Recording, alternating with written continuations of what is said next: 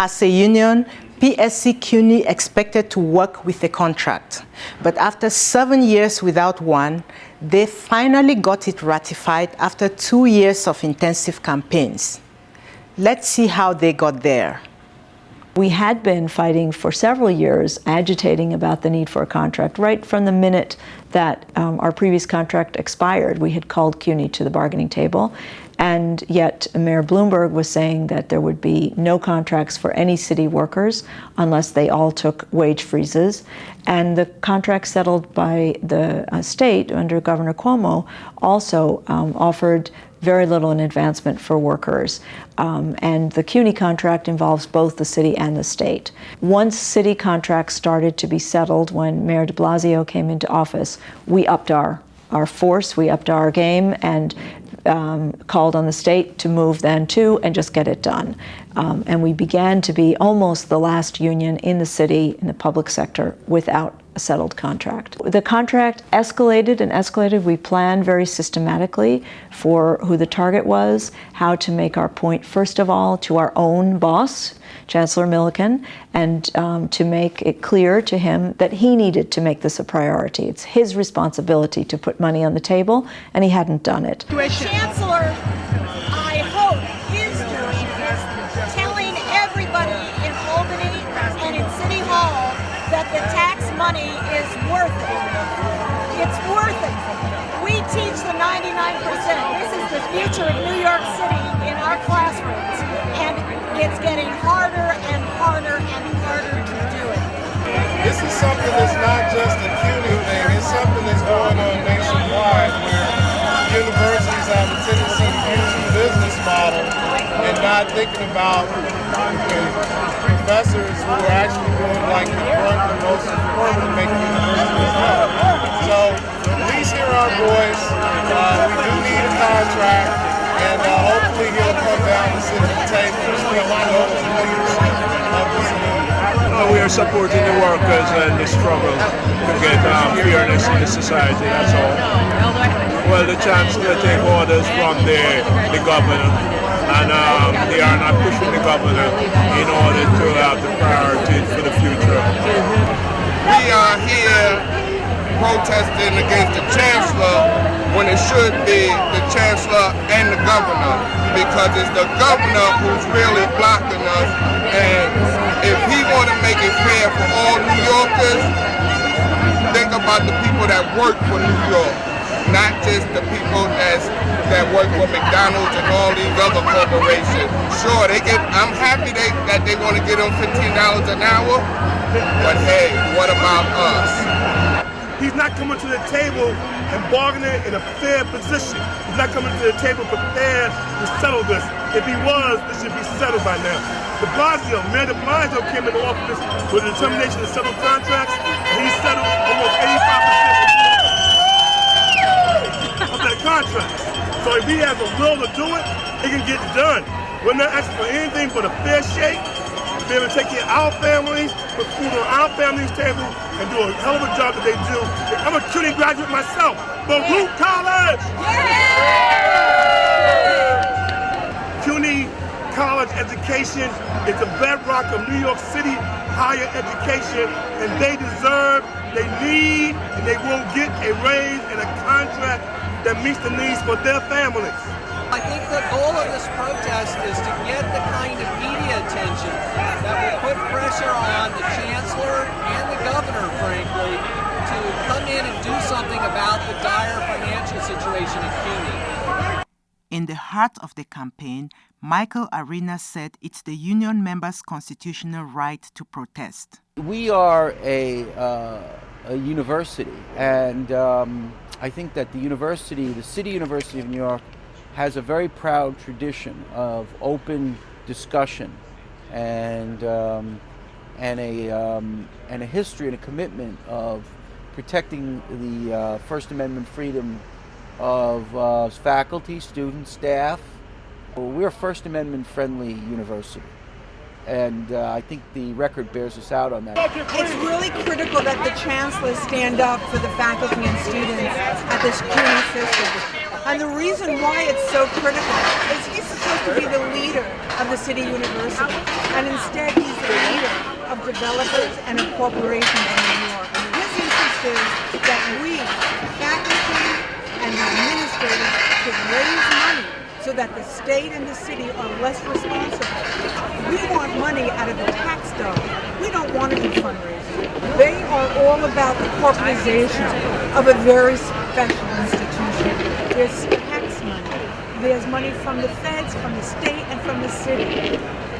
This chancellor right here, he thinks that the longer he holds out, we'll get weaker. And instead we're organizing, and now we're organizing other unions, and we're organizing our students to be happy. My working conditions are your learning conditions. Education is a must for children. We have grandchildren. I'm here to support my teachers and give support to the future generations, future CUNY students, and any other international students coming to our system. We are here because we have not had a raise in 6 years. CUNY employees have not had a contract in 6 years. And that failure to resolve our contract hurts every single one of us, and it also hurts every one of our students. Because when we are not sufficiently paid, faculty and staff start to think of going elsewhere. It gets harder to recruit the people we need. And what we do, what we have chosen to do, our life's mission, is teaching and working with students. And it's our students who are going to be hurt. We have a $14 million budget cut, and they're talking about firing all the adjuncts now. So this contract and this protest is very important to us because we need to be heard. Otherwise, City College is going to be decimated. The chancellor should be, for our benefit, up in Albany every day, fighting for us. Right now, he's not doing it. I think he lives right here. We came to his building to bring it literally to his doorstep. He can't miss us. I think the chancellor's neighbors are going to make sure that he goes and does what he's supposed to do. And because I don't think that anybody here wants to see us again. We're very loud. But was the chancellor even hearing them? I think on that morning the chancellor had an appointment, an early appointment. He was out of the building at an event that was occurring on the other side of town for educational leaders. These were teachers in the high schools who were being honored by the New York Daily News, and he was one of the presenters. We had gone 5 years without even an economic offer, and it was only when we did a protest where we risked arrest, and in fact were arrested in a civil disobedience at CUNY headquarters last November. It was only when we did that CUNY took the first step and finally put an offer on the table. But we knew the fight was not just about the immediate employer. We also had to unlock funds from Albany, because that's where the majority of public funding for CUNY comes from.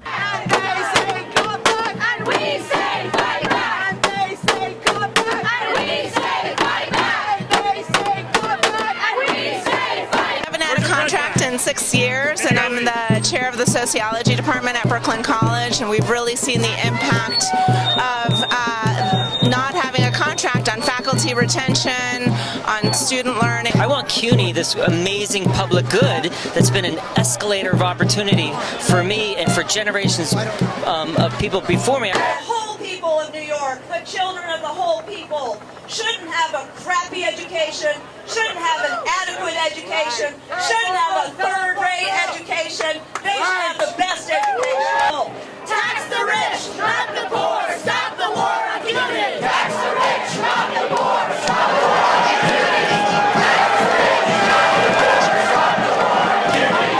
CUNY. Students here on campus at Brooklyn College say they are not happy about the governor's lukewarm attitude towards the protest.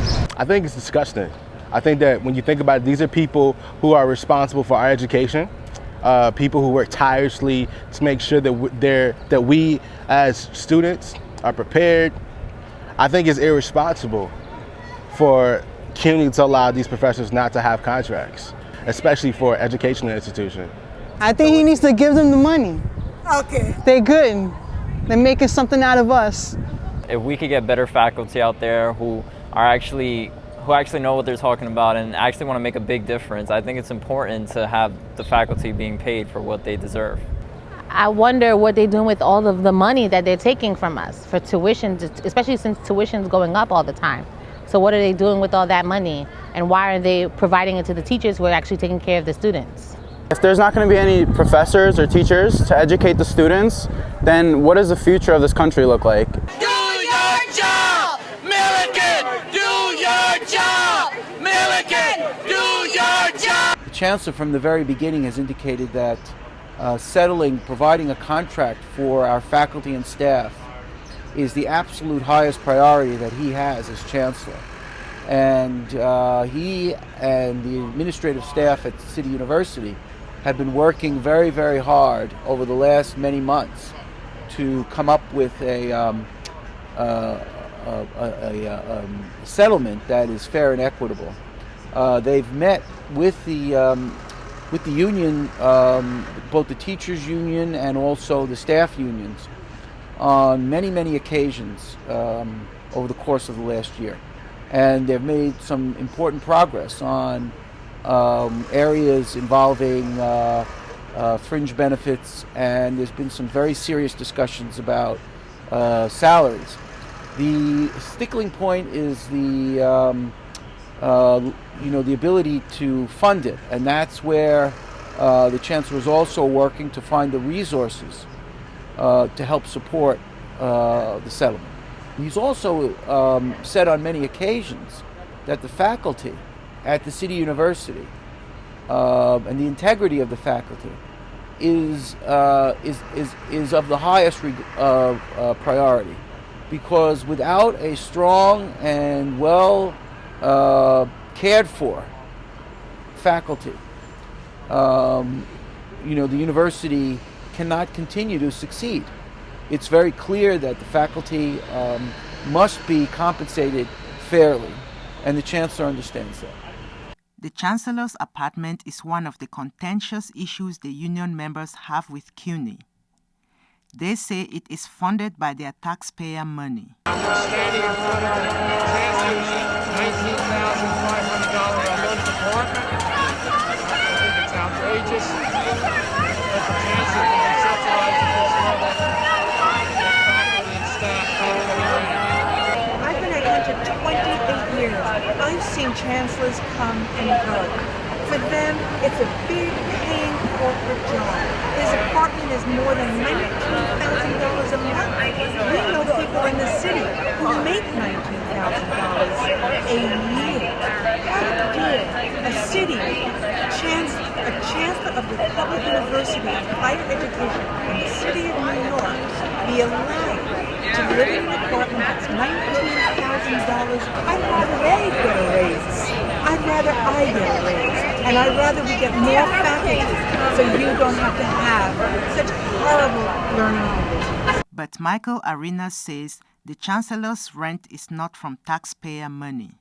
The Chancellor's residence, which is a university residence, colleges and universities across the country provide residences for their chief executives. And here in New York, the practice is the same. CUNY has decided when the residence was rented, that the funding would come from money that was non-tax levy money. This was money that was accrued through the sale of a prior residence in Manhattan that had been the residence of the Chancellor for many, many years. So that sale of that residence produced several $1 million. That money was held in an account, and it's being used for the current Chancellor's residence. Also, the protesting union members said they want CUNY to be properly funded. I'm really upset about the underfunding of CUNY. I want the Chancellor to put a real economic offer on the table for faculty and staff, but I also want him to take a much more public stand in favor of more adequate funding for CUNY. He's been playing behind the scenes, and we need him to be a public voice for CUNY. We built a very steady and growing campaign with the state legislature and with the governor to demand fair funding for CUNY. The governor also announced that he was not only not funding back pay for our long overdue contract, but that he was proposing to shift, as he put it, shift the cost of nearly a third of CUNY's funding away from the state not paying, and calling on the city to pay it. The city had not agreed to pay it, and it's a normal state responsibility. So then we also had to fight, include in our fight, expand our fight to include fighting against a cut, which would have been devastating for CUNY. With regard to the funding situation, CUNY receives the large portion of its funding through the state of New York, not the city of New York, even though we are called a city university. So our negotiations and our contracts are more complicated in that regard, because a portion is from the state and then a portion is from the city. So it winds up being a little bit more complicated. One of the things the union members decry is the rising tuition. They say it keeps going up. More students today attend tuition free than at any time in our history. So it's not really connected that tuition has been rising and students are being kept out of CUNY or not able to afford CUNY, because our enrollment is at the highest levels, and the students who are attending, the full-time students, we've never had as many students as we have now who are attending tuition free in the history of CUNY.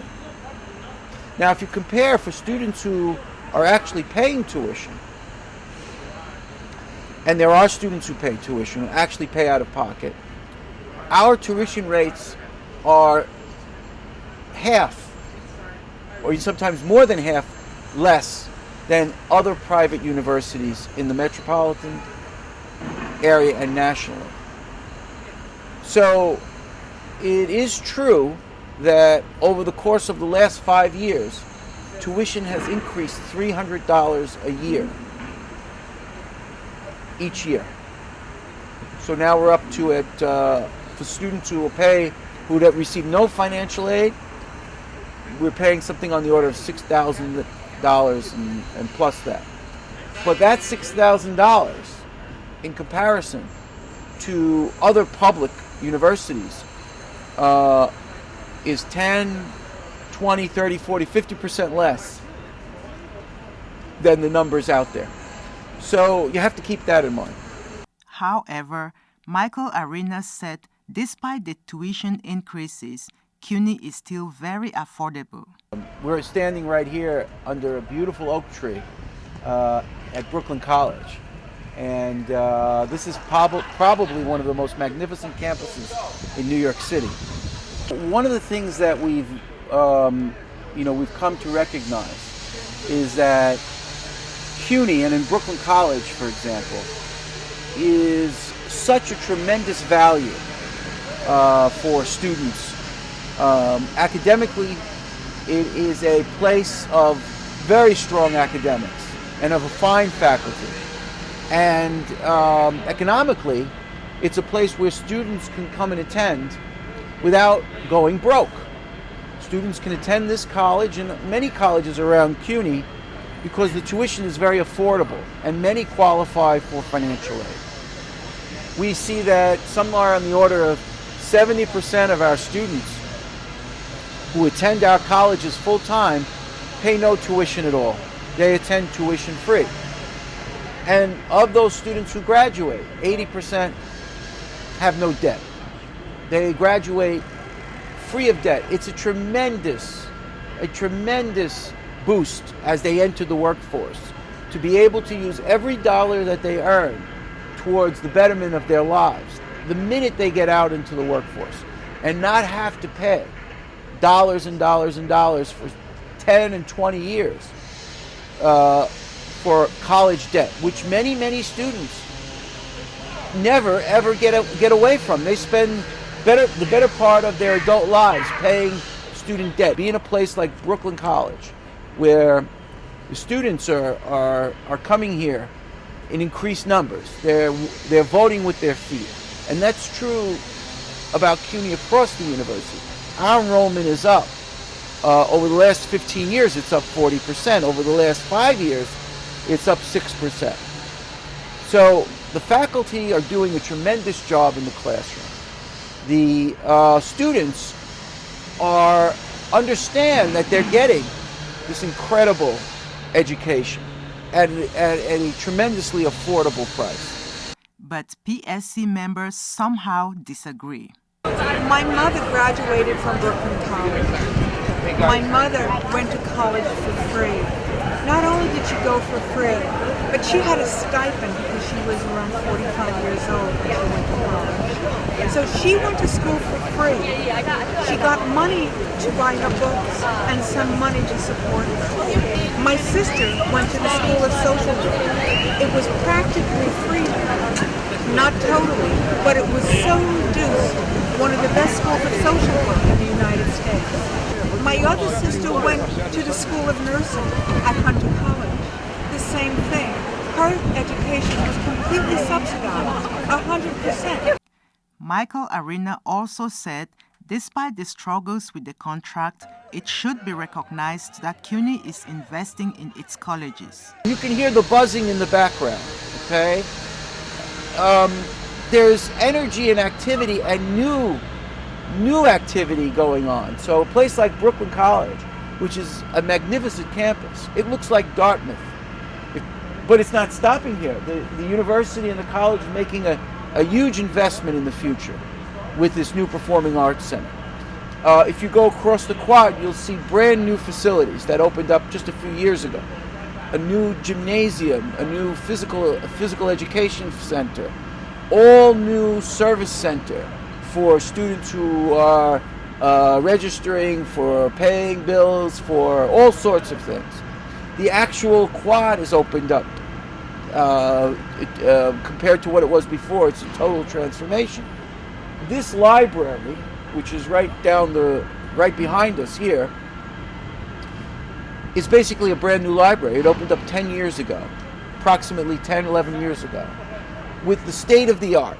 And if you walk through that library, you'll see that only the best quality materials and the best architectural design was brought to that library. So, you know, this is a university that cares about the people, the students and the faculty who attend.